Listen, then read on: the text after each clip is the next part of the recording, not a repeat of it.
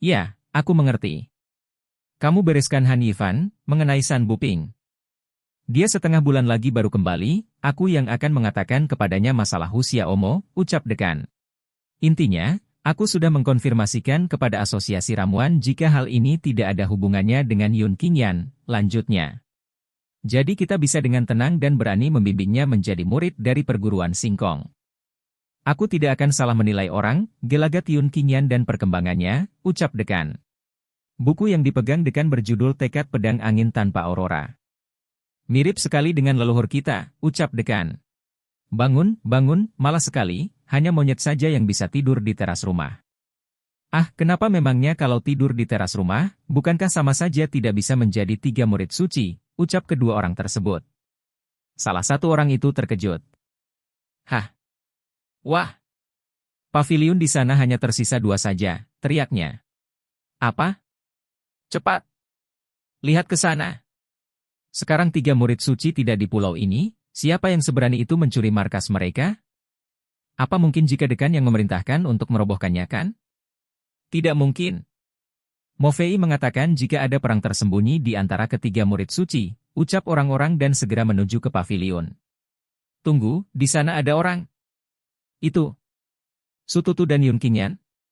Benar, ini kita. Jika bukan karena Yun mengajari gadis itu dan kembali sangat larut, aku ingin meledakkan ketiga gedung itu di depan kalian semua, ucap Su Tutu. Kalian bukan hanya menempati tempat itu, tapi juga meledakkan 1 gedung lainnya. Ketiga murid suci masih belum kembali, dekan pasti tidak akan melepaskan kalian begitu saja, ucap orang-orang. Kalian tidak perlu mengkhawatirkan hal ini. Di antara kalian pasti juga ada banyak orangnya ketiga murid suci, kan, ucap Su Tutu. Pergilah katakan kepada mereka bertiga, jika berani jangan hanya bersembunyi saja, datanglah dan tunjukkan kemampuan mereka. Gedung yang dihancurkan itu adalah hadiah pertemuan dari aku dan Su, ucap Yun Qingyan. Ya ampun, Yun Qingyan. Sedang menabuh genderang perang dengan ketiga murid suci? Ketiga murid suci bukanlah murid abal-abal yang dilatih di bawah pohon, bukankah mereka sudah keterlaluan, ucap orang-orang. Haha, terkejut saja pelan-pelan, aku dan Yun memiliki hal penting yang harus dilakukan.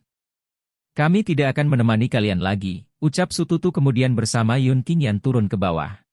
Kak, aku merasa Yun Qingyan sangat keren. Apa mungkin pola murid jenius sudah berubah? Kamu jangan bicara sembarangan, ucap orang-orang. Hajar! Hajar! Yun Qingyan hanya murid dari luar perguruan, jangan takut. Maju, habisi dia. Kenapa memang jika dari luar perguruan? Yun Qingyan, habisi kesombongan mereka, orang dalam perguruan. Luar biasa. Yun menang lagi. Sudah lama sekali sejak murid-murid dari luar perguruan begitu bergengsi di pertarungan. Semoga Yun Qingyan bisa menghabisi mereka sampai akhir, teriak penonton bersemangat. Aku dan Su Tutu keluar dari kelas jenius memang untuk mengikuti pertandingan dalam perguruan. Dekan mengatur agar nomorku dan nomor saudara Su hanya akan bertemu di akhir babak. Semuanya berjalan sangat lancar, hanya saja. Gumam Yun Qingyan. Mendengar banyak dukungan setelah mendengar begitu banyak hinaan membuatku sedikit tidak terbiasa, gumam Yun Qingyan. Yun Qingyan hebat sekali. Yun, maju terus, kamu adalah satu-satunya harapan murid luar perguruan. Tidak disangka murid luar perguruan ada yang sehebat ini.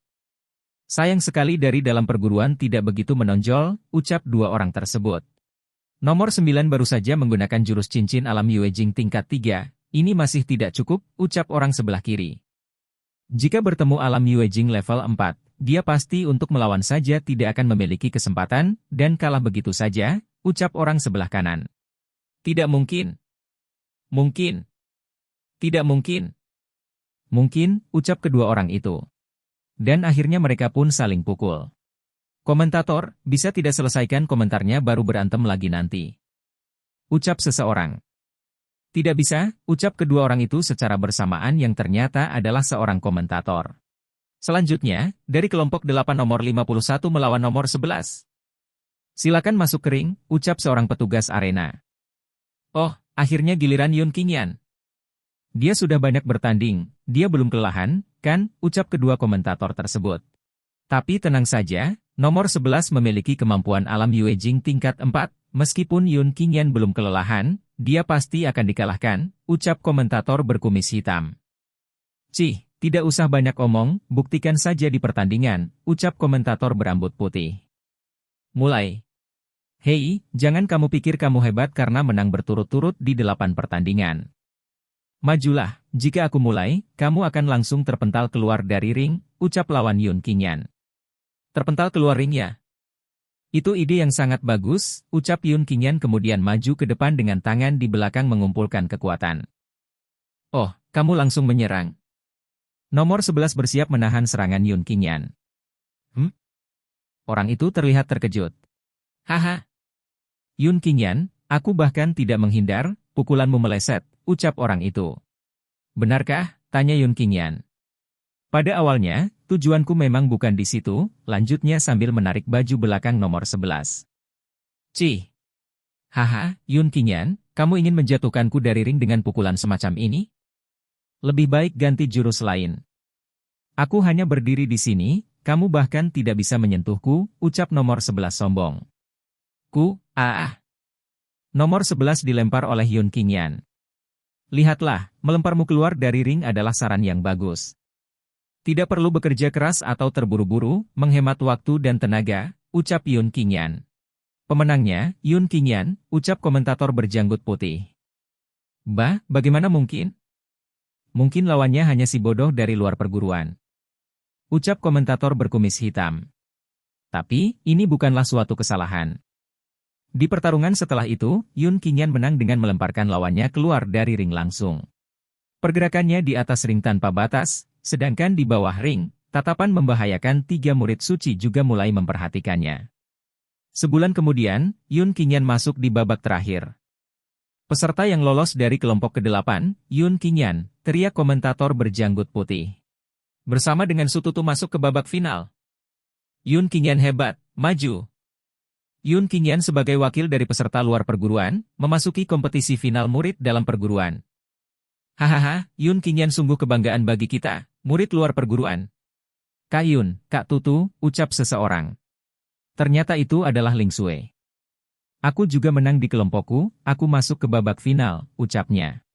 Yun Qingyan tersenyum melihat Ling Xue. Ganti. Aku tunggu penampilanmu, ucap Yun Qingyan sambil mengelus kepala Ling Xue. Iya. Aku tidak akan membuat Kak Yun kecewa, ucap Ling Xue bahagia. Cih, laki-laki memang, ucap Sututu dengan ekspresi malas. 5 hari kemudian. Scan beralih ke arena kompetisi dalam perguruan.